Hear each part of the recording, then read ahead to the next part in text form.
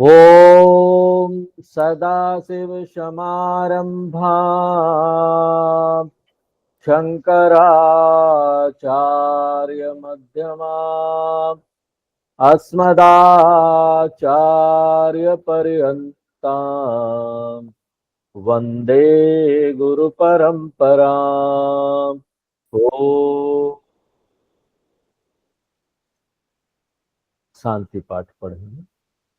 ओम सहनावतु ओम सहना भवतु सहनौ भुनक्तु सहनौ भुनक्तु सह वीर्यं करवावहै सह वीर्यं वीर्यं करवावहै तेजस्विनामधीतमस्तु मा विद्विषावहै तेजस्विनामधीतमस्तु मा विद्विषावहै। ओम शांति शांति शांति। ओम शांति शांति शांति। तीसरा नंबर मंत्र पढ़ेंगे। आत्मानगुं रथितं विद्धि आत्मानं रथितं विद्धि शरीरगुं रथमेव तु शरीरं रथमेव तु बुद्धिं तु सारथिं विद्धि बुद्धिं तु सारथिं सारथिं विद्धि मनः प्रग्रहमेव च मनप्रग्रहमेव च। पहले दो मंत्र इस वल्ली के, उसमें यम धर्मराज जी ने जीवात्मा और परमात्मा का परिचय दिया, प्रकट किया हमको, और ये बताया कि जीवात्मा अपने जीवन का लक्ष्य जो है, गंतव्य जो है, वो चुन सकता है या चुन सकती है। और वो लक्ष्य श्रेयस हो सकता है, आध्यात्मिक मार्ग, या फिर प्रेयस हो सकता है, भौतिक मार्ग। और इन दोनों लक्ष्यों की प्राप्ति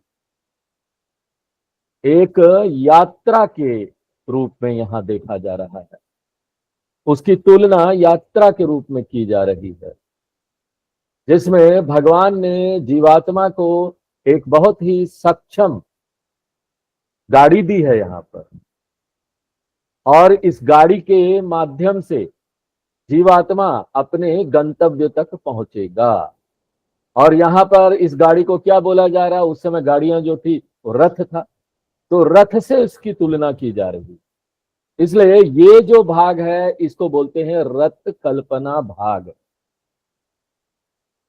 और पिछले क्लास में हमने इस रथ के बारे में बात की। ये जो शरीर है उसकी तुलना रथ से की जा रही है, ये जो इंद्रिय है उसकी तुलना घोड़ों से की जा रही है, ये जो मन है उसकी तुलना लगाम से की जा रही है, जो घोड़ों को नियंत्रित करेगी। और बुद्धि की तुलना ड्राइवर से की जा रही है, जिसको गंतव्य पता है और ये भी पता है कौन सा मार्ग लेना है उस गंतव्य तक पहुंचने के लिए। और अल्टीमेटली जीवात्मा, हमारे यहाँ जो यजमान है, वो पीछे बैठे हुए हैं। और अब इस रथ को आगे मार्ग में बढ़ना है। और यहाँ पर मार्ग कितने हैं? 5 इंद्रियां, 5 विषय, ये मार्ग है। और इस उपमा से हम ये बात समझ रहे हैं कि जो सफलता है किसी भी यात्रा का, वो निर्भर किस पर करता है? गाड़ी कैसी है। हमको बहुत सारी चीजों का ध्यान रखना पड़ता है। पहला चीज जो है वो गाड़ी का ध्यान रखना पड़ेगा। गाड़ी क्या है? ये शरीर, ये रथ है। ये शरीर हेल्दी होना चाहिए, फिट होना चाहिए। और यही नहीं कि ये शरीर स्वस्थ होना चाहिए, इंद्रियां भी स्वस्थ होनी चाहिए और आज्ञाकारी होनी चाहिए। यही नहीं कि ये जो इंद्रियां हैं ये स्वस्थ और आज्ञाकारी होना चाहिए, वो एक स्वस्थ मन के नियंत्रण में होना चाहिए। इसलिए भावनात्मक स्वास्थ्य भी जरूरी है, मानसिक संतुलन भी जरूरी है। एक समय ऐसा था, लोग बोलते थे कि सफलता सीधा सीधा संबंधित है कि आपका आईक्यू कितना है, सफल होंगे कि नहीं होंगे ये बात इस पर निर्भर करता है कि आईक्यू कितना है। आईक्यू यानी अंक निकालते हैं कि हमारा बौद्धिक क्षमता कितना है, 1 2 3 4 ऐसा बुद्धिमत्ता वाला अंक आईक्यू। और उसके बाद रिसर्च हुआ, उन्होंने ढूंढा कि सिर्फ बुद्धि होना पर्याप्त नहीं है। अगर एक व्यक्ति मानसिक रूप से ठीक नहीं है, चिड़चिड़ा रहता है, हमेशा डिस्टर्ब रहता है, तो जितना भी ज्ञान उस व्यक्ति को हो, महान से महान ज्ञान हो, अगर इमोशनल माइंड डिस्टर्ब है तो जितना भी ज्ञान है ना वो यूजलेस हो जाएगा, बेकार हो जाएगा। इसलिए उन्होंने बोलना शुरू कर दिया कि सिर्फ आईक्यू नहीं, ईक्यू भी उतना ही महत्वपूर्ण है। ईक्यू यानी भावनात्मक अंक कितना है, कितना आप संतुलित रह सकते हैं भावनात्मक रूप से। जब संकट की स्थिति आए तो कितना संतुलित रख सकते हैं अपने मन को। 1 2 3 4 ईक्यू बोला हूं, क्योंकि जब मन संतुलित हो, भावनात्मक रूप से हम बैलेंस्ड हो, तभी जाकर जो ज्ञान है ना और जो भी इंफॉर्मेशन हमको उपलब्ध है उसका उपयोग हम कर पाएंगे। नहीं तो ये क्या हो, कैसे होगा कि ना जल है, जल कहां पर है, ऊपर टैंक में है और पाइपलाइन जो है ब्लॉक है, तो आपको उसका बेनिफिट नहीं मिलेगा। बाद में जाकर उन्होंने ये भी ढूंढा कि आईक्यू और ईक्यू में कौन सा ज्यादा महत्वपूर्ण है। उन्होंने बोला ईक्यू ज्यादा महत्वपूर्ण है। भावनात्मक जो अंक है, भावनात्मक क्षमता कितनी है एक व्यक्ति की, वो ज्यादा महत्वपूर्ण है, आईक्यू से भी ज्यादा महत्वपूर्ण है। क्योंकि बुद्धि का उपयोग तो तभी हो पाएगा जब मन संतुलित है, भावनात्मक रूप से हम डिस्टर्ब नहीं है। इसलिए इमोशनल हेल्थ जो है ना बहुत महत्वपूर्ण हो जाता है। और इसी कारण से इमोशनल हेल्थ, भावनात्मक स्वास्थ्य, मन का संतुलन ये बना रहना चाहिए, ये महत्वपूर्ण है। इसीलिए शास्त्रों में जो मूल्य बताए गए हैं वो महत्वपूर्ण हो जाते, बहुत बहुत महत्वपूर्ण हो जाते, क्योंकि वो डायरेक्टली प्रोपोर्शनल है। जितना आपके जीवन में ये सारे मूल्य आएंगे उतना ही मन शांत होता जाएगा। उपनिषद इन सब मूल्यों के बारे में नहीं बताता कि जीवन का मूल्य क्या है, सत्य बोलो, ये सब जितने भी अच्छे मूल्य, संत आर्जवम रखो, इंद्रियों का नियंत्रण रखो। क्योंकि उपनिषद ये मान लेता है कि जो व्यक्ति उपनिषद के क्लास में आ रहा है उसके जीवन में ये ऑलरेडी हो चुका है, सब वैल्यूज आ चुकी है। लेकिन कृष्ण भगवान को हमारा सीक्रेट पता है, इसलिए भगवत गीता में वो आसुरी संपद, देवी संपद, 17वां अध्याय, सात्विक, राजसिक, ये सब बता रहे हैं। क्योंकि इमोशनल बैलेंस जो है, भावनात्मक संतुलन जो डायरेक्टली डिपेंडेंट किस में है, सीधे सीधे किस में निर्भर है, हमारे जीवन में क्या मूल्य है। समाधि सटक संपत्ति धर्म पर निर्भर रहता है। धर्म है कि नहीं,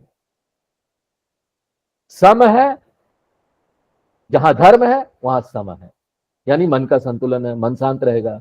जहां धर्म नहीं है वहां मन की शांति असंभव है।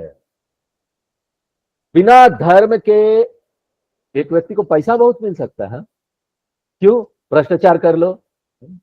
आजकल तो मैच खेलने में ज्यादा पैसा नहीं, मैच फिक्सिंग में ज्यादा पैसा है।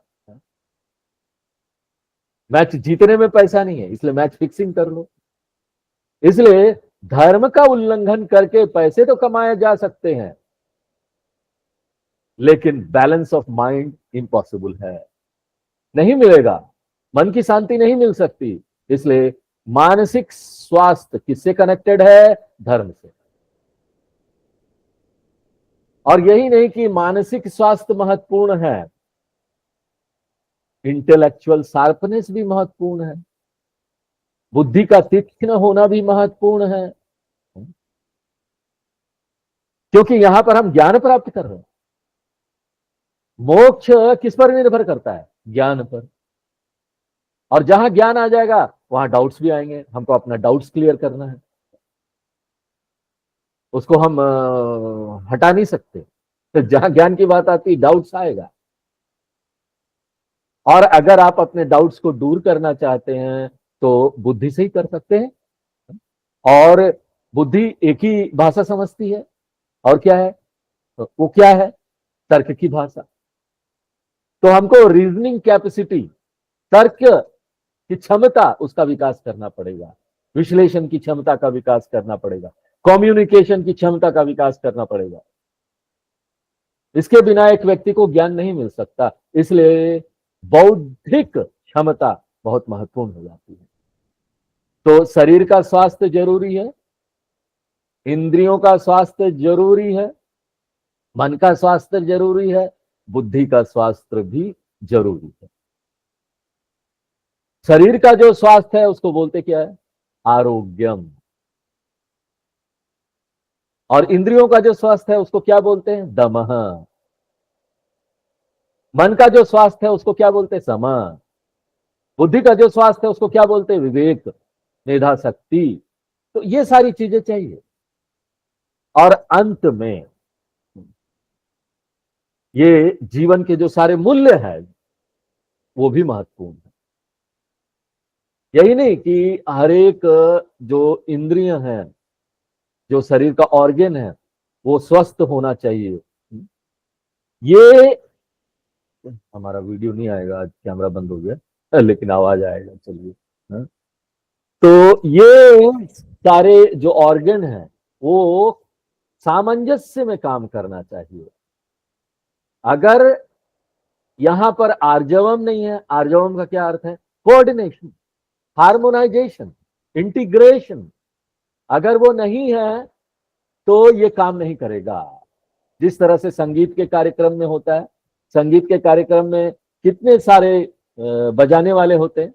मृदंगिस्ट होता है, वहां पर वायलिनिस्ट होता है, वायलिन बजा रहा है, अच्छा संगीतकार होता है, और सब टॉप है अपने फील्ड में, अपने क्षेत्र में, सब एकदम ऊपर पहुंचे हुए हैं। लेकिन अगर एक संगीत के कार्यक्रम को सफल होना है तो वहां पर सब लोग ना टीम वर्क में काम करने चाहिए, कोऑर्डिनेशन होना चाहिए, एक दूसरे के साथ मिलकर चलना चाहिए। नहीं तो क्या होगा कि यहां पर जो संगीतकार जो गाना गा रहा है, शास्त्रीय संगीत भैरव में गा रहा है, और वायलिन कोई मालकोस बजा रहा है, इंडोल बजा रहा है, ये सब राग है शास्त्रीय संगीत के। दीपक राग बजा रहा है, शाम के समय बजाया जाता है। कोई मेघ मल्हार गा रहा है। तो ऐसे संगीत के कार्यक्रम में क्या होगा? आपको सुनने अच्छा नहीं लगेगा, आप वहां बैठ नहीं पाएंगे, ये काम नहीं करेगा। इसलिए आर्जवम बहुत महत्वपूर्ण है। मनश्येकम वचस्येकम कर्मणि एकम महात्मनाम। मनसी अन्यत, वचसी अन्यत, कर्मणि अन्यत दुरात्मना। महात्मा वो है जिसके सारे अंग जो है ना, शरीर के अंग, वो सामंजस्य में काम करते हैं। अगर बुद्धि ने यह निर्णय लिया कि मुझे गूगल मीट में क्लास में आना है, तो मन को बुद्धि की आज्ञा माननी चाहिए और यहां पर आना चाहिए। ये नहीं कि मन बोले ना ना ना, बुद्धि जो बोल रही है हम नहीं मानेंगे। मन को कॉपरेट करना चाहिए, इंद्रियों को भी साथ रहना चाहिए, क्योंकि हम यहां पर आपको कोई शब्द बोल रहे हैं। ओम वांग में मनसी प्रतिष्ठिता, मनो में वाची प्रतिष्ठितम। हे भगवान, हम लोग प्रार्थना करते हैं उपनिषद में, हे भगवान, मेरे जो शब्द है ना, वो मेरे विचारों के साथ सामंजस्य में रहे, और मेरे जितने विचार हैं वो मेरे शब्दों के साथ सामंजस्य में रहे। सारे जो 17 सूक्ष्म इंद्रियां हैं सूक्ष्म शरीर में, वो ना टीम वर्क की तरह काम करे। देखिए, आजकल मैनेजमेंट की बात होती है, और मैनेजमेंट में आजकल सबसे ज्यादा महत्वपूर्ण माना जा रहा है टीम वर्क को। सब टीम में काम करें, मिलकर काम करें। क्योंकि अगर हमारे पास सबसे अच्छा से अच्छा ऑफिसर भी है, वर्कर भी है, अगर वो टीम में काम नहीं करेंगे तो वो सफल नहीं होंगे। खेल में भी देखिए, खिलाड़ी लोग होते हैं, प्लेयर्स, वो बहुत अच्छे होंगे, सब अच्छे खिलाड़ी हैं, ऐसा बोलते भी हैं। भारत में जो बैट्समैन लोग हैं, वो क्रिकेट खेलते हैं, उसमें अच्छा बॉलर्स है, अच्छा बैट्समैन है, लेकिन टीम वर्क नहीं है। विराट कोहली कोशिश करता है कि चलो ठीक है, सब लोग टीम में काम करें, लेकिन सब लोग इंटरेस्टेड है हैट्रिक मारने में। एक खिलाड़ी अगर 100 मार दिया, सेंचुरी, तो उसका नाम तो बहुत हो जाता है, लेकिन पूरी टीम मैच हार जाती है।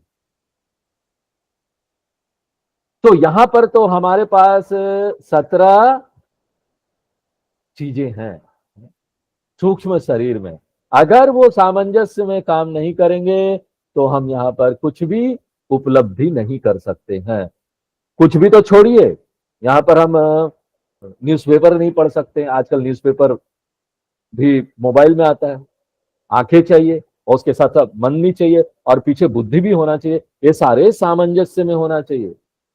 इसलिए 5वां मूल्य क्या है जीवन का? आर्जवम, आरोग्यम, दम, सम, विवेक, आर्जवम।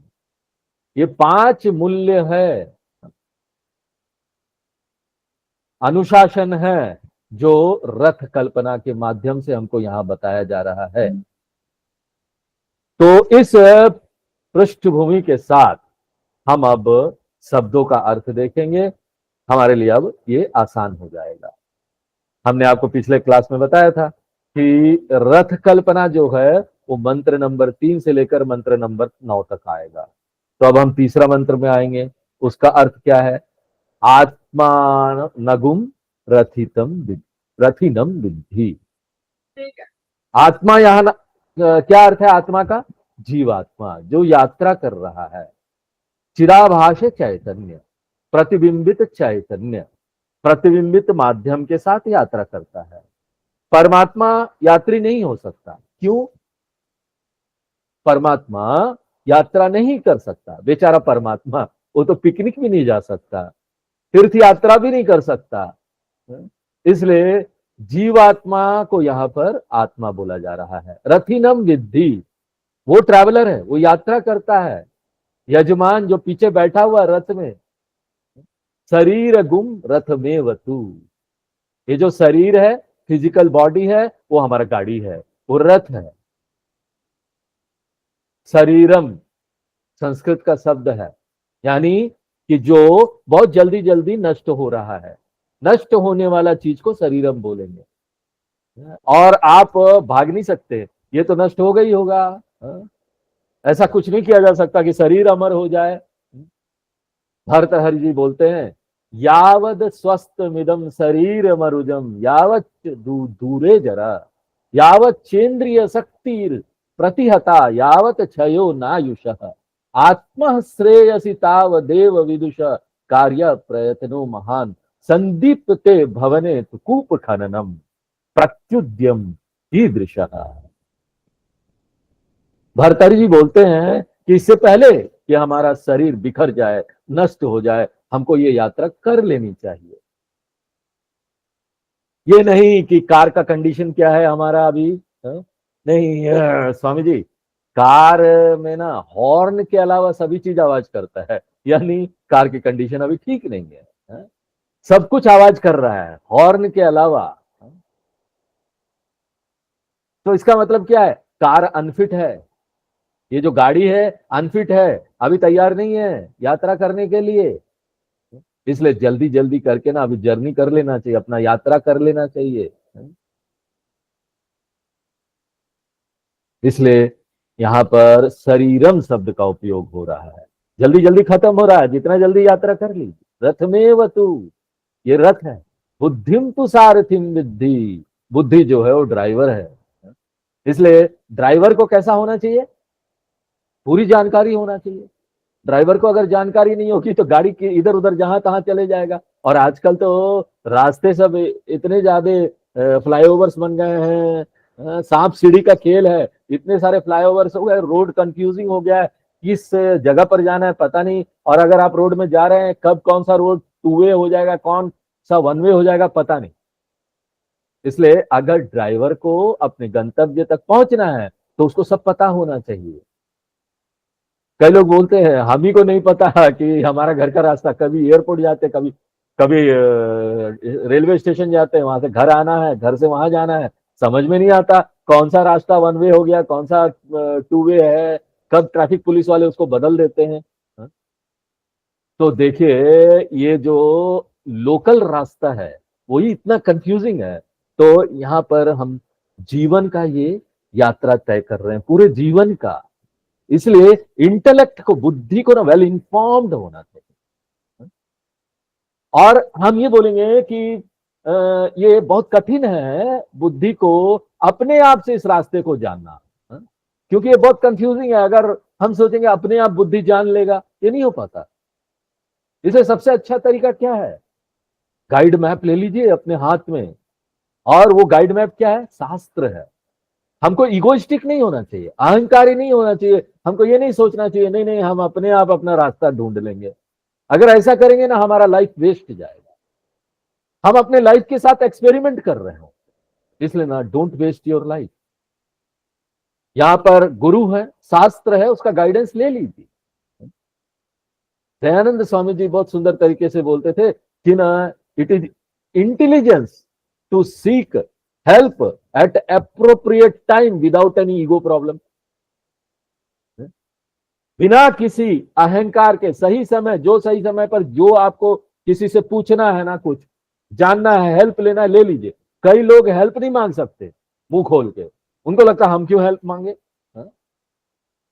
तो हमारे में ये क्षमता होनी चाहिए, इतना अहंकार कम होना चाहिए कि सही समय पर अगर जरूरत है तो हम सामने वाले से सहायता मांग सके कि हमारी सहायता कीजिए।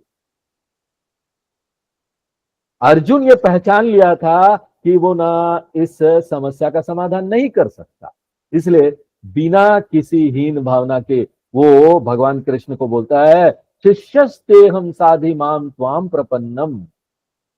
इसलिए इंटेलेक्ट को वेल इन्फॉर्म्ड होना चाहिए, और इंटेलेक्ट ऐसा होना चाहिए ना कि वो आपको दिखा सके कि गुरु शास्त्र उपदेश की जरूरत है। इसलिए बुद्धिम तुम तू सारथिम विद्धि। और दूसरी बात है ना कि हमको यहां पर शराब पी के गाड़ी नहीं चलानी चाहिए। अगर बहुत जानकार ड्राइवर भी है ना, तो वो अपने लक्ष्य तक नहीं पहुंच सकता अगर उसने शराब पिया हुआ है। उसी प्रकार से बहुत वेल इन्फॉर्म्ड इंटेलेक्ट भी है, बुद्धि भी है, तो वो अपने गंतव्य में नहीं पहुंच सकता अगर उसने पी रखी है। क्या पी रखी है? मोह के रूपी शराब पी रखी है, मोह का शराब। सर्वम जगन मत्तमीव मोह रसेन पीतम। भर्तहरि जी बोलते हैं कि ऐसा लगता है ना पूरा जगत ही शराब पिया हुआ है, नशे में है। और वो नशा क्या है? मोह, भ्रांति, कि यहां पर पैसा धन हमको ना सुरक्षा दे देगा, हमको हमारा स्टेटस है, पद है, वो हमको सुरक्षा दे देगा, ये पोजीशन है वो हमको सुरक्षा दे देगा। हमको ये नहीं पता कि ज्ञान हमको सुरक्षा देगा। इसलिए भज गोविंदम भज गोविंदम भज गोविंदम मूढ़ मते। मोह रूपी जो ये नशा है, ये शराब है, वो हमारे बुद्धि में नहीं घुसना चाहिए, उसमें विवेक होना चाहिए। जो जरूरी जानकारी चाहिए वो होना चाहिए, ज्ञान और विवेक होना चाहिए। तो बुद्धिम तू सारथिम विद्धि मन प्रग्रह मेवच। मन जो है वो लगाम है, जो इंद्रियों के पीछे है। इसलिए मन को संतुलित रहना चाहिए, तब जाकर इंद्रियां भी नियंत्रित रहेगी। अगर मन ही गड़बड़ है तो इंद्रियां नियंत्रित नहीं रहेगी, हमारा स्वामित्व उसके ऊपर नहीं रहेगा। इसलिए मन प्रग्रह में वच, प्रग्रहम यानी लगाम। और फिर आगे के और भाग क्या है रथ के, वो हम लोग चौथा नंबर मंत्र में देखते हैं। चौथा नंबर मंत्र पढ़ते हैं। इंद्रियाणि हयानाहुः इंद्रियाणि हयानाहुः विषयागुस्तेषु गोचरान् विश्यामुष्टेषु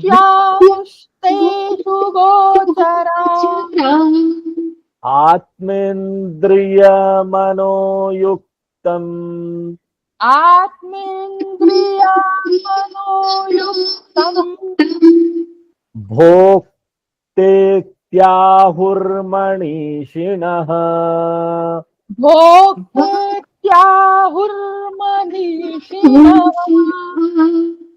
तो इंद्रियाणि हयानाहुः, हया यानी क्या हुआ, घोड़ा, अश्व। इंद्रियाणि हयान यानी ये जो इंद्रियां हैं उसकी तुलना घोड़े से की जा रही है। घोड़ा रथ को खींचता है ना, उसी प्रकार इंद्रियां जो है शरीर को खींचती है, एक जगह से दूसरी जगह ले जाती है, कुछ सुनने के लिए, कुछ देखने के लिए, कुछ सूंघने के लिए, कुछ चखने के लिए, या कुछ छूने के लिए। इंद्रियां शरीर को एक जगह से दूसरी जगह ले जाती है, इसलिए इसकी तुलना घोड़ों से की जा रही है। और ये जो घोड़ा है, इंद्रिय रूपी घोड़ा, वो कहां जाता है, विषया गुस्तेषु गोचरान। विषया यानी इंद्रियों के जो विषय है, शब्द स्पर्श रूप रस गंध, शास्त्रों में ऐसे ही विभाजित किया गया है। हम यहाँ पर इंद्रियों की बात करते हैं, इंद्रियों के विषय की बात करते हैं, शास्त्रों में अलग तरीके से करते हैं, और यहाँ लौकिक दुनिया में अलग तरीके से करते हैं। लौकिक दुनिया में हम बोलते हैं कि ये इंद्रियों का विषय क्या है, हम बोलेंगे टेलीविजन है। लेकिन वेदांत बोलेगा नहीं नहीं, क्योंकि आप टेलीविजन बॉक्स है ना, उसमें इंटरेस्ट नहीं रखते। टेलीविजन में आप पिक्चर देखते हैं, तो जब आप बोलते हैं टेलीविजन जो है वो विषय है, तो सचमुच में आप क्या बोल रहे हैं कि इसमें जो रूप और रंग हम देख रहे हैं, जो टेलीविजन में आ रहा है, वो विषय है, उसका आनंद हम ले रहे हैं, और ऑडियो का भी आनंद ले रहे हैं। तो ऑडियो वीडियो दोनों है, दो चीजें हैं जिसमें मैं दिलचस्पी रखता हूं। इसलिए शास्त्र बोलते हैं टेलीविजन नहीं, क्या बोलेंगे, शब्द और रूप, ये विषय है। और अगर आप बोलेंगे बहुत अच्छा खाना है, ये विषय है, तो शास्त्र बोलेंगे नहीं, ये रस है, खाना नहीं, ये रस है, ये रस विषय है। क्योंकि आपकी इंद्रियां उस वस्तु में दिलचस्पी नहीं रखती, वो तो शब्द स्पर्श रूप रस गंध, इसमें दिलचस्पी रखती है। तो यहाँ पर इंद्रियों के विषय कितने हैं, और इंद्रियां कितना है, 5 इंद्रियां, 5 इंद्रियों के विषय। पूरी दुनिया इसी में डिवाइड हो जाती है, पूरा वर्ल्ड देखिए, शब्द स्पर्श रूप रस गंध है ना, और 5 इंद्रियां जो है इसी क्षेत्र में घूम रही है। इसलिए विषयान शब्दादि तेषु गोचरान, गोचर है यानी क्या, मार्ग, पंथ। तो ये 5 जो भाग है, क्षेत्र है, उसमें ये विचरण करती है। और ये जो रथी है, जीवात्मा है, जो यात्री है, उसको क्या बोलते हैं, ये भोक्ता है। तो भोक्ता इति आहु, ये जो रथी है, यात्री है, इसको भोक्ता बोलते हैं, क्योंकि इसके यात्रा का उद्देश्य क्या है, किस लिए वो यात्रा कर रहा है। एक व्यक्ति कर्ता बनता है किस लिए, भोक्ता बनने के लिए, क्योंकि किसी की दिलचस्पी नहीं होती कि ना वो कर्ता बने। क्यों रोज कोई ऑफिस जाता है, ऑफिस इसलिए जाता है ना, उसको सैलरी मिले, महीने के अंत में तनख्वाह मिलेगा। तो कोई भी यहां दिलचस्पी नहीं रखता कर्म में, सभी दिलचस्पी रखते कर्म फल में। इसलिए यहां पर एक यात्री है जो करता है, ताकि वो भोक्ता बन सके। वो क्या यहां पर भोगना चाहता है? प्रेय भोग या फिर श्रेय भोग? अनित्य सुख या फिर नित्य सुख? और भोक्ता में कौन कौन आ जाते हैं? आत्मा, इंद्रियां, मनोयुक्तम। इसमें प्रतिबिंब चैतन्य आ जाता है, जोड़ना पड़ेगा हमको। प्रतिबिंब चैतन्य यानी चिदाभास चैतन्य, ये भोक्ता है। इसमें तीन चीजें आ जाती है। आत्मा, आत्मा यानी फिजिकल बॉडी। बहुत सावधान रहिए, इस लाइन में जो आत्मा बोला गया है उसका अर्थ है शरीरम, उसके बाद इंद्रियां, उसके बाद मन युक्त, हाँ, जिसमें ये सारी चीजें हैं। प्रतिबिंबित चैतन्य, पूरा अर्थ क्या हुआ? प्रतिबिंबित चैतन्य शरीर के साथ, इंद्रियां और मन इसके साथ, इसको बोलते भोक्ता जीवात्मा। प्रतिबिंबित चैतन्य, शरीर, इंद्रियां और मन, ये सब मिलाकर हुआ भोक्ता जीवात्मा। अब ये कर्ता बन रहा है ताकि ना बाद में जाकर भोक्ता बने।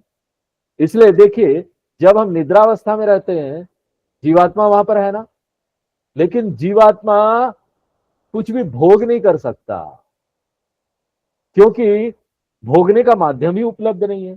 शरीर रेस्ट कर रहा है निद्रावस्था में, इंद्रियां जो है वो भी रेस्ट कर रही है, माइंड जो है वो भी रेस्ट कर रहा है। इसलिए जीवात्मा कोई भोग नहीं कर सकता। हम जगे हुए हैं, हम स्वप्न में हैं, तभी जो है ये शरीर, मन, इंद्रियां वो आती है, तब जाकर जीवात्मा भोक्ता बनता है। सुषुप्ति में वो भोक्ता नहीं रहता, क्योंकि ये तीन उपकरण जिसके माध्यम से व्यवहार करते हैं वो नहीं है। तो ये जो रथ कल्पना है, कौन बता रहा है? कौन इसके बारे में बताते हैं? मनीषिणः आहुहु, जो ज्ञानी लोग हैं इसके बारे में बताते हैं कि ये जीवन का यात्रा है। देखिए, उपनिषद खुद ही ये बोल रहा है कि ज्ञानी लोग इसके बारे में बताते हैं। यानी उपनिषद शुरुआत नहीं है वेदांत का। उपनिषदिक ऋषि जो लोग हैं वो खुद ही बोलते हैं कि हमने इसको नहीं बनाया, इस ज्ञान को, हमारी खोज नहीं है ये ज्ञान, हमने इसको इन्वेंट नहीं किया, ये तो हमारे गुरु ऋषि ने बताया, हमने अपने गुरु से इसको सुना। इति शुश्रुम धीराणाम ये नस्तद विचक्षिरे, ईशावास्य उपनिषद का मंत्र है ये जो परंपरा है, ये ज्ञान की जो परंपरा है वो अनादि परंपरा है। इसका कोई आदि नहीं है, कोई डेट नहीं है कब ये शुरू हुआ था। मनीषिणः, हाँ, ज्ञानी लोग, हमारे ज्ञानी गुरु लोग इसके बारे में बताते हैं। पांचवा मंत्र हम लोग पढ़ते हैं।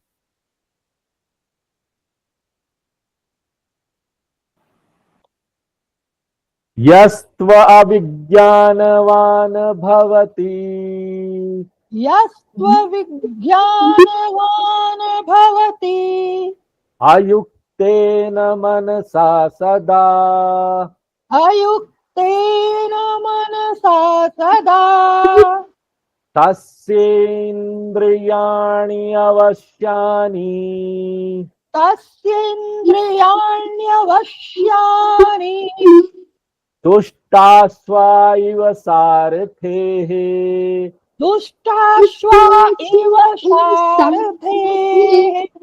अब यहां पर क्वेश्चन क्या है, प्रश्न क्या है कि जो गाड़ी हमारे पास है वो हमारा शत्रु है या मित्र है? ये जो गाड़ी हमारे पास है ये शत्रु है या मित्र है? शास्त्र बोलते हैं सब निर्भर करता है।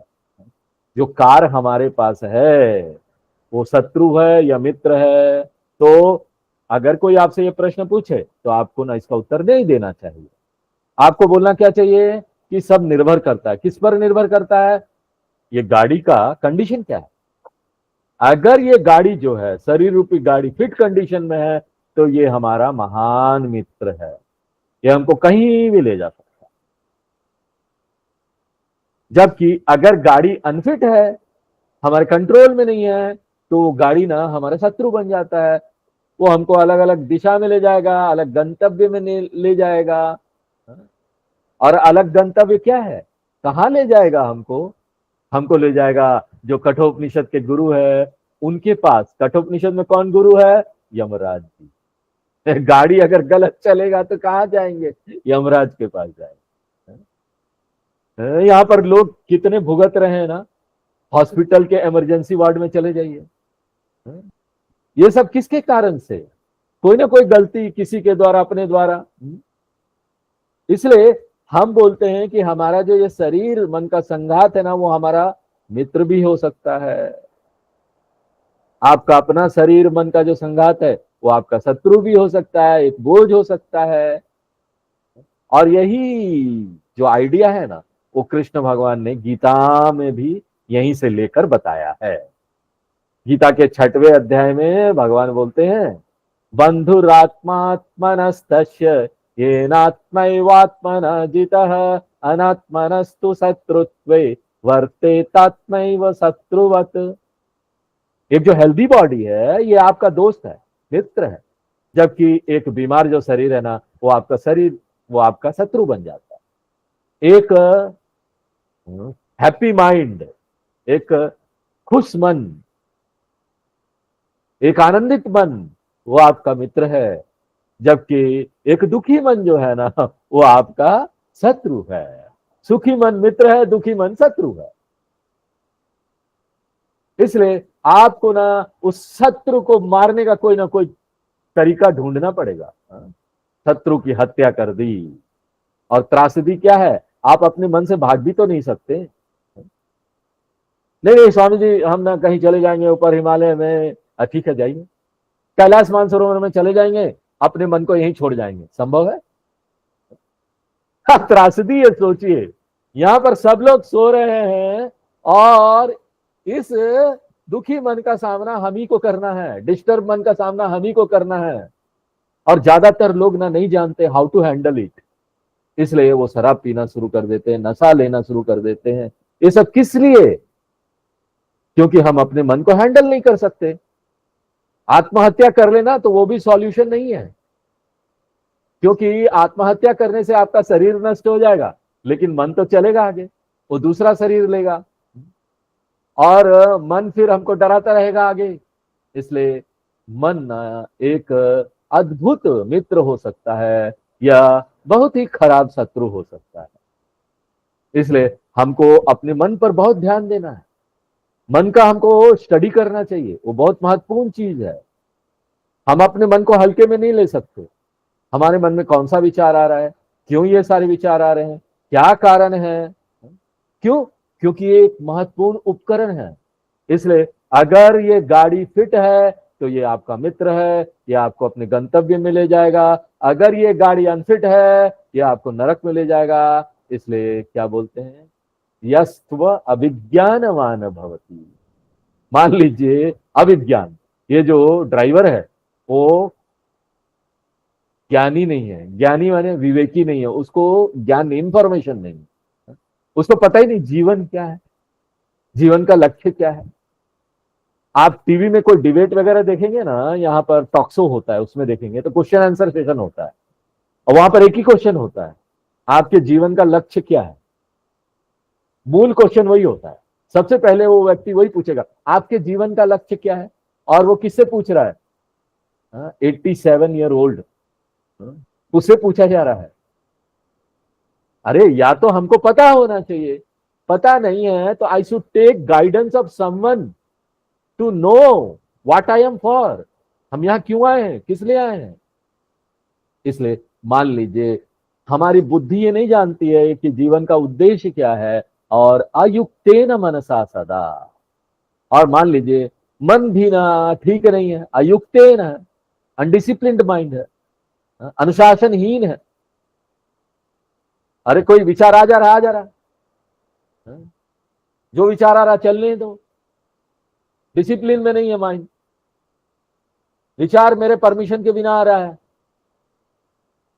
और अगर ये विचार मेरे परमिशन के बिना आ रहा है, तब वो मन कैसा मन है? अनुशासनहीन है। हम अपने विचारों को बदलना चाहते हैं ताकि हमारा लक्ष्य बंद रहे, लेकिन मन हमारी आज्ञा नहीं मानता। तो मन क्या हो गया है? फ्रैंकस्टाइन हो गया है। इसलिए फ्रैंकस्टाइन एक तरह का वो एक काल्पनिक चरित्र है कॉमिक्स में। उसमें क्या है कि एक वैज्ञानिक होता है, वो अपने शरीर, वो ना कोई मर जाता है, उसके शरीर को लेके आता है, उसके शरीर में कोई इलेक्ट्रिसिटी वगैरह डाल के कुछ करके उसको जिंदा कर देता है। लेकिन उस जिंदा तो हो जाता है, चलता है बस खिलौने की तरह, जो आप उसको बोले वही करेगा। इस तरह से सोच नहीं पाएगा। तो मन जो है ना इस तरह से हो जाएगा, वो कुछ सोच ही नहीं पाता। मन हमारा आज्ञा सुन ही नहीं रहा है। इसलिए ऐसा जो है ना, ऐसा खतरनाक जो मन है, ऐसा जो मन है जिसमें ना अब ये सोचने विचारने की शक्ति नहीं रह गई है, अयुक्तेन अनुशासनहीन मन, सदा, सदा यानी हर समय। देखिए हर समय मन ना अनुशासन में नहीं रह सकता। शास्त्र हमसे ये अपेक्षा नहीं रखते कि हर समय परफेक्टली हमारा मन ना कंट्रोल में रहे, परफेक्टली कंट्रोल में नहीं रह सकता। हो मन ना अनडिसिप्लिन्ड होगा, लेकिन अगर हर समय वो अनडिसिप्लिन्ड रहता है तब समस्या है ना। कभी कभी अगर अनुशासनहीन हो जाता है तो कोई बात नहीं, लेकिन मुख्यतः डिसिप्लिन्ड रहता है मन तो ठीक है। लेकिन हर समय प्रधानतः 70% समय मन खराब रहता है तो ये तो बड़ी दुर्भाग्यपूर्ण बात है। ये इसी तरीके से जैसे शरीर का स्वास्थ्य है ना, ऐसा नहीं है कि व्यक्ति बीमार नहीं पड़ेगा, सब लोग बीमार पड़ते हैं। हमारी अपेक्षा ये नहीं है कि ना हम कभी बीमार नहीं पड़े, लेकिन प्रश्न ये उठता है क्या हम हर समय बीमार रहते हैं या कभी कभी बीमार पड़ते हैं, वंस इन ए वाइल, या once in a while healthy रहते हैं, वो समस्या है। सामान्यतः हेल्दी रहना और कभी कभार हेल्दी रहना और हर समय बीमार रहना, ये अलग बात है। उसी प्रकार मन में क्रोध आएगा, मन में जलन की समस्या आएगी, लेकिन बात यह है ना कि अगर वो डोमिनेंट रहता है, हर समय है, तो शास्त्र बोलते तब समस्या है। 100% स्वस्थ मन बोल के कोई चीज नहीं है। हर एक मन में समस्या आती है, काम की, क्रोध की, लोभ की, मोह की, लेकिन वो डोमिनेंट नहीं होता, प्रधान नहीं होता। अगर वो प्रधान है तो उपनिषद में उसकी निंदा की गई है, सदा युक्तेन, सदा ही अयुक्त रहता है। तो प्राकृतिक रूप से इसका परिणाम क्या होगा? ड्राइवर सही नहीं है, लगाम भी अंडर कंट्रोल नहीं है, इसका मतलब क्या है? स्टीयरिंग काम नहीं करेगा, व्हील का कंडीशन, चक्कों का कंडीशन भी अच्छा नहीं है, यहां पर घोड़े भी नहीं अच्छा है। तस्य इंद्रियानी अवश्यानी, उनकी जो इंद्रियां हैं वो जैसे तैसे काम करेगी, अनियंत्रित। मेरे जीवन का बागडोर अब मेरे हाथ में नहीं रहा, जबकि आध्यात्मिकता का पहला नियम क्या है? I should take charge of my life. मेरे जीवन का बागडोर मेरे हाथ में रहना चाहिए, ये पहला रूल है आध्यात्मिकता का। I take charge of my life, I am responsible and accountable for my life. और यहां पर हम सोचेंगे कि हम अपने जीवन का बागडोर अपने हाथ में कैसे ले, क्योंकि हम तो बड़े कमजोर व्यक्ति हैं, या आप बोल सकते हैं। तो शास्त्र बोलते हैं ये सब बहाना नहीं चलेगा, क्या भगवान की सहायता लीजिए ना, take the assistance of God, take the assistance of guru, take the assistance of shastra, इन सब की सहायता लीजिए। ये सब आपके सामने है आपकी सहायता करने के लिए। ये सारे लोग आकर आपके जीवन का बागडोर अपने हाथ में नहीं ले सकते कि गुरु आपके जीवन का बागडोर अपने हाथ में ले ले, वो नहीं कर सकते। गुरु आपके लिए क्या कर सकता है, क्या बन सकता है? असिस्टेंट बन सकता है, लेकिन ये करना तो आप ही को है। You have to take charge of your life, you should become responsible. इसीलिए तो किसी ने बहुत सुंदर तरीके से ये बात बोली है कि ना, अपने विचारों का ध्यान रखिए, क्योंकि यही विचार बाद में शब्द बन जाएंगे। अपने शब्दों का ध्यान रखिए, क्योंकि यही शब्द बाद में जाकर कर्म बन जाएंगे। अपने कर्मों का ध्यान रखिए, क्योंकि यही कर्म बाद में जाकर आपका हैबिट बन जाएगा, आदत बन जाएगा। और अपने आदतों को देखिए, ध्यान रखिए उसका, क्योंकि यही आपके चरित्र बन जाएंगे। अपने चरित्र का ध्यान रखिए, क्योंकि यही आपका भाग्य बन जाएगा, आपका भविष्य बन जाएगा। तो अल्टीमेटली आपका जो भाग्य है, भविष्य है, निर्भर करता है आपके कैरेक्टर पर, चरित्र पर, जो कि निर्भर करता है आपके आदतों पर, जो कि निर्भर करता है आपके कर्म पर, जो कि निर्भर करता है आपके शब्दों पर, और अल्टीमेटली जो कि निर्भर करता है आपके विचारों पर। तो पूरा जो ये जीवन है ना, वो शुरू होता है मेरे मन में। इसलिए बोलते संकल्प की बड़ी शक्ति है। आप क्या मन से संकल्प कर रहे हैं? एक छोटा सा बुलबुला आता है विचारों का ये मन में। इसलिए ये जो विचार है, छोटा बुलबुला, यही बीज है जो आगे जाकर आपके पूरे जीवन को बनाएगा। इसलिए इस विचार को हल्के में मत लीजिए। हम इन विचारों को, इन शब्दों को हल्के में नहीं ले सकते हैं।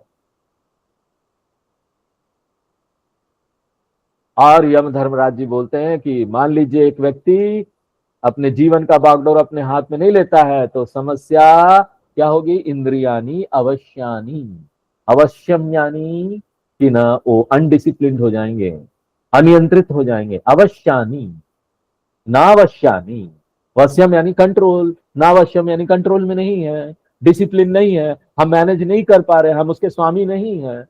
ये किस तरह से हो जाएगा? दुष्टास्वा इव सारथे, दुष्टास्वा इव सारथे। ये जो इंद्रियां हैं उसकी तुलना किससे की जाएगी? दुष्ट अश्वों से। घोड़े दुष्ट हो गए हैं।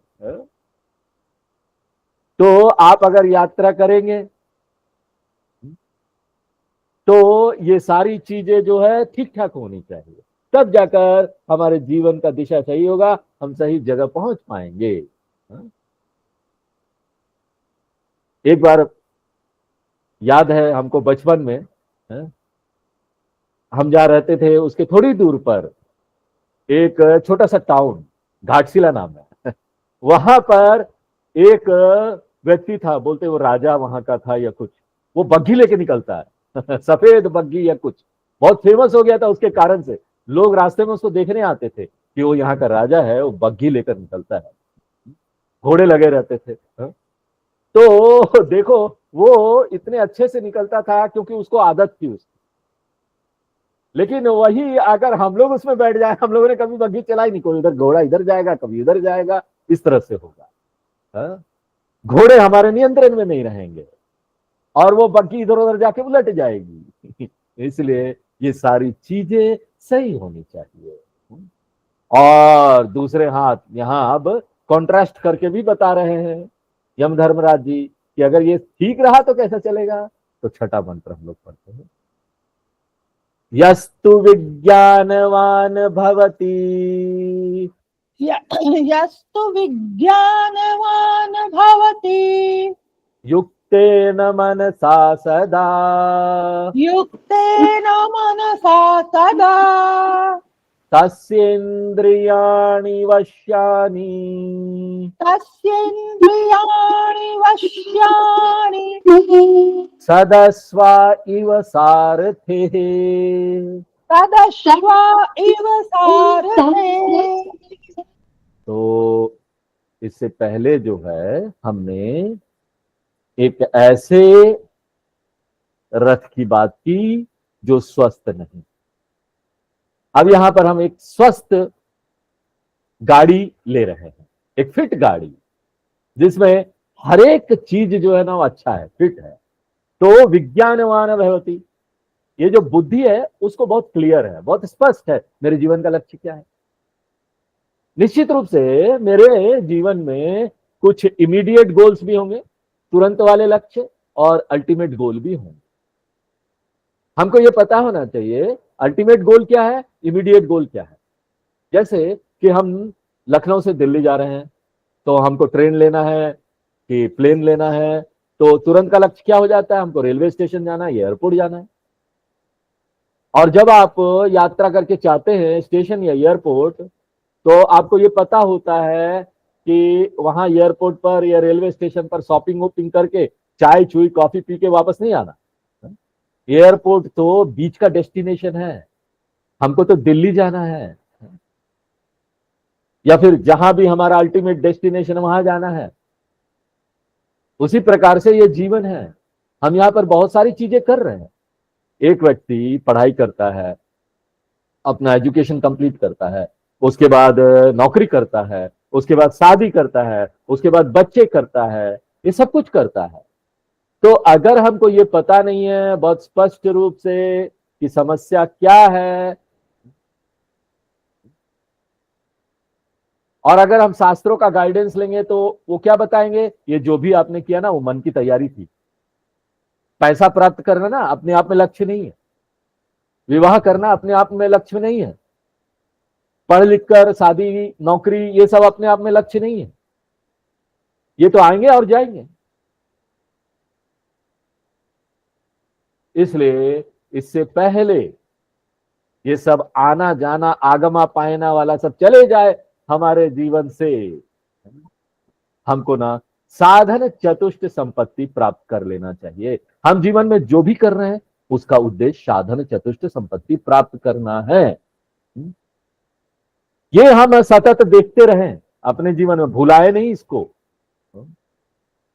परिवार के परिप्रेक्ष्य में हम यहां पर एक्सपैंड करेंगे, परिवार हमारा बढ़ेगा, बच्चे बढ़ेंगे, पोते पोतियां होंगी। ये तो जानवर भी करते हैं, इसके लिए कोई बहुत मेहनत की जरूरत नहीं है, ये जीवन तो ऐसे ही चला जा रहा है।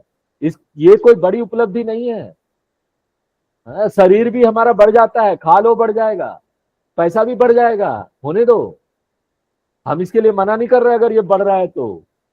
लेकिन क्या हम आंतरिक रूप से विकास कर रहे हैं, आध्यात्मिक रूप से विकास कर रहे हैं? कृष्ण भगवान गीता में बोलते हैं इसी को, व्यवसायात्मिका बुद्धि एका इह कुरु नंदना बहुशाखा ह्यनंताश्च बुद्धिया अव्यवसायिना। जो ये मूढ़ बुद्धि लोग होते हैं ना, उनको अपना गंतव्य नहीं पता है या वो अपना गंतव्य भुला जाते हैं। जबकि एक बुद्धिमान व्यक्ति होता है, विज्ञानवान भवति, हर समय उसको याद रहता है कि हम जो कुछ भी यहां कर रहे हैं वो ज्ञान योग्यता प्राप्ति के लिए कर रहे हैं, ज्ञान प्राप्ति के लिए कर रहे हैं, ज्ञान निष्ठा प्राप्ति के लिए कर रहे हैं। महात्माओं के साथ हम यहां पर रहते हैं, महात्माओं को देखते हैं, उनसे मिलते जुलते हैं, तो उनका जो जीवन है, उनकी जो शिक्षा है, वो बार बार हमको याद दिलाती है कि हमारा लक्ष्य ये है। इसलिए विज्ञानवान भवति, ये व्यक्ति जानता है कि ना गंतव्य क्या है, मार्ग क्या है, युक्तेन मनसा सदा। और उसको ये भी पता है कि एक संतुलित मन होना कितना जरूरी है।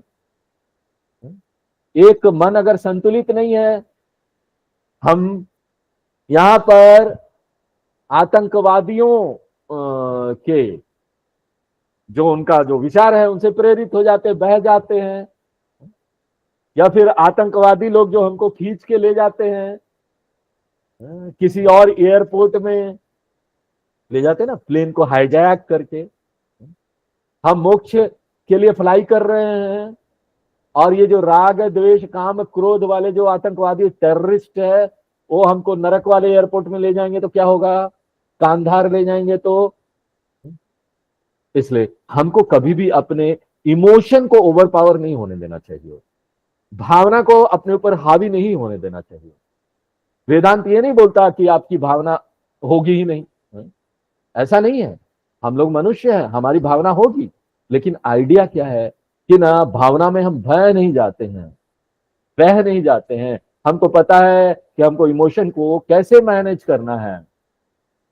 अगर बहुत ज्यादा ये आ जा रहा है तो हमको इसको थोड़ा रेस्ट देना चाहिए, और बाद में जाकर फिर से उठना चाहिए, आगे बढ़ना चाहिए और आध्यात्मिक मार्ग में चलना चाहिए। इसको बोलते हैं समत्वम योग उच्यते।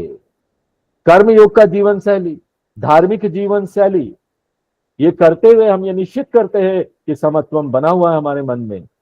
जीवन में कठिन परिस्थिति आते रहेगी, संकट की परिस्थिति आते रहेगी, लेकिन हमारा ये संतुलन बना हुआ है।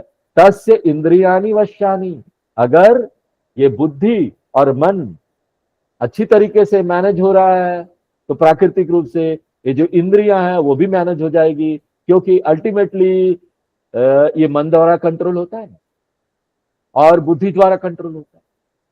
तो इंद्रियां जो है वो अपने क्षेत्र में जाएगी, और वो किस क्षेत्र में जाएगी? जिसको हम ज्यादा वैल्यू देते हैं। कहां जाएगी ये इंद्रियां? अगर यहां अध्ययन को हम ज्यादा वैल्यू दे रहे हैं तो इस क्लास में आएगा। जहां हम वैल्यू देंगे, जहां हमारा इंटरेस्ट होगा, मन वहीं जाएगा और इंद्रियों भी वहीं जाएगी। इसलिए अगर हम यहां पर वैल्यू को बदल देते हैं तो ना हम अपने जीवन को भी बदल सकते हैं। क्लास में आएंगे, क्लब नहीं जाएंगे, ये सारी चीजें हो जाएगी जीवन में। क्यों आपने चुना कि आपको गूगल मीट में आना है, ये क्लास करना है? क्यों? क्योंकि आपके जीवन में मूल्य है इस शिक्षा के प्रति कि ये आत्मज्ञान है, मुझे चाहिए, यही मेरा उद्धार करेगी। और once this value comes, nobody can stop you. और अगर if you don't have a value, nobody can force you. आपको यहां कोई जबरदस्ती नहीं कर सकता बैठने के लिए, आप जबरदस्ती बैठ भी नहीं पाएंगे। अगर आपको कोई फोर्स भी करता है ना, तो आधे में क्या 5 मिनट होगा कि नहीं, आप यहां पर सो जाएंगे। हाँ, सिर ऐसे से हिलने लगेगा, सोने लगेगा, पॉसिबल नहीं है। इसलिए तस्य इंद्रियानि वश्यानि, ऐसे व्यक्ति का जो इंद्रिय है उस पर स्वामित्व है। किस प्रकार से? सदस्वा इव सारथे, एक पालतू घोड़े होते हैं उस प्रकार से, एक अद्भुत ड्राइवर होता है उस प्रकार से। इसलिए पहला कंडीशन क्या है आध्यात्मिकता में? ये निश्चित कीजिए कि जितने भी इंद्रियां हैं, उपकरण है, वो फिट कंडीशन में है। और हमको यहां अपना पुरुषार्थ भी लगाना है, एफर्ट लगाना है, और पर्याप्त एफर्ट लगाना है, क्योंकि ये बहुत शक्तिशाली है। इंद्रियां ये अर्जुन भगवान कृष्ण को बोलता है गीता में 6वें अध्याय में, चंचलम ही मना कृष्णा प्रमाथि बलवत दृढ़म तस्याहम निग्रहम मन्ये वायु रीव सुदुष्करम। अगर मन जो है ना यहां इधर उधर भाग रहा है तो ये प्राकृतिक है, मन बड़ा चंचल है, ये आसान नहीं है। अर्जुन ना खुले रूप से इसको स्वीकार करता है कि ये तो बड़ा चंचल है, भगवान मैं क्या करूं। और कृष्ण भगवान भी हामी भर देते हैं, कृष्ण भगवान उसको स्वीकार करते हैं, बोलते हैं देखो अर्जुन ये आसान काम नहीं है। और हमको ये बात जानना चाहिए कि शुरू में हम फेल हो जाएंगे, शुरू में हम फेल होंगे, और जब हम फेल होंगे ना तो हमारे अंदर ये हीन भावना नहीं आनी चाहिए। Failure is definite in everyone case. Failure सिर्फ यही इंडिकेट करता है कि हमको और एफर्ट और टाइम देना है, क्योंकि ये चैलेंजिंग है, लेकिन जीवन इसलिए बनाई है, इसी को करने के लिए। इसलिए सभी उपनिषदों में जब शांति पाठ आता है ना तो हम भगवान से यही प्रार्थना करते हैं, स्थिरैरंगैस्तुष्टुवागम सस्तनूभिः वाक् प्राणश्चक्षुः श्रोत्रम अथो बलमिंद्रियानि च सर्वाणि। हम भगवान की भी सहायता लेते हैं, भगवान से कृपा मांगते हैं, अपना एफर्ट लगाते हैं। तो कृपा और एफर्ट ये दोनों को मिलाते, और कृपा और एफर्ट को मिलाकर हम अपने इंद्रियों पर स्वामित्व प्राप्त कर सकते हैं। और इसके लिए कोई ऑप्शन नहीं है। हम सोचेंगे नहीं ये वैकल्पिक है, नहीं, there is no question of option, it is a compulsory exercise, अनिवार्य रूप से इसको करना है। तो आज हम लोग यहीं विराम देते हैं, आगे फिर अगले क्लास में होते हैं। ओम पूर्णमदः पूर्णमिदं पूर्णात् पूर्णमुदच्यते पूर्णस्य पूर्णमादाय पूर्णमेवावशिष्यते। ओम शांति शांति शांति। हरि ओम।